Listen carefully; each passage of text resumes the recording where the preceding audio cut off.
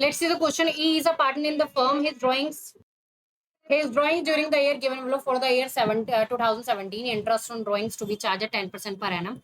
What will be the interest on drawing? तो देखो मैं इसको ना इसी जो हमारी ये टेबल दी हुई है इसी में हम फिल करने की कोशिश करते हैं। तो ये जो है प्रोडक्ट मेथड है। अब प्रोडक्ट मेथड के हिसाब से इंटरेस्ट ऑन ड्राइंग कैसे कैलकुलेट किया जाता है देखिए।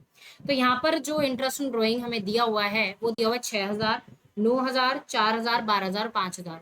मुझे लगता है मुझे यहाँ पर एक और लाइन बनानी चाहिए और वो होगी रिमेनिंग मंथ्स की।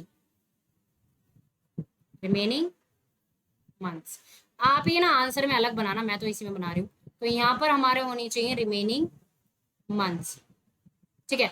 अब 1/5/2017 को अगर विड्रॉ किया है तो हमारे रिमेनिंग मंथ्स कितने रह जाते हैं? 8। ठीक है। 1/8/2017 को किया है तो कितने रह जाएंगे? 5। 30/6 को किया है तो कितने रह जाएंगे? 6। मुझे लगता है यहाँ पर जो इनके अकाउंट क्लोज हो रहे हैं वो 31 दिसंबर को हो रहे हैं। ठीक है। 31/10 को किया है तो रह जाएंगे 2 और 31 दिसंबर को किया है तो 0।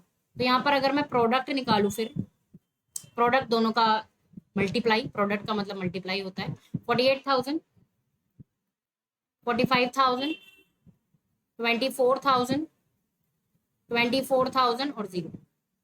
ठीक है। और टोटल हमारा आ जाएगा 1,41,000। ठीक है। टोटल कितना आ जाएगा? 1,41,000।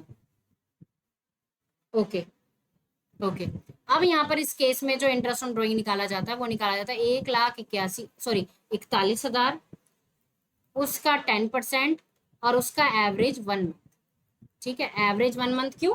क्योंकि ऊपर हमने रिमेनिंग मंथ्स के हिसाब से निकाली है ना, तो इसलिए एवरेज 1 मंथ हम इसको करते हैं।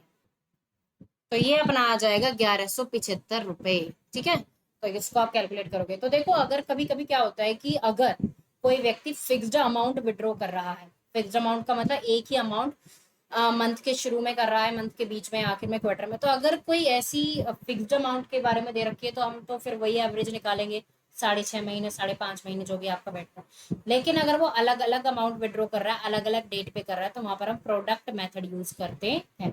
So I hope this is a proper explanation to this question.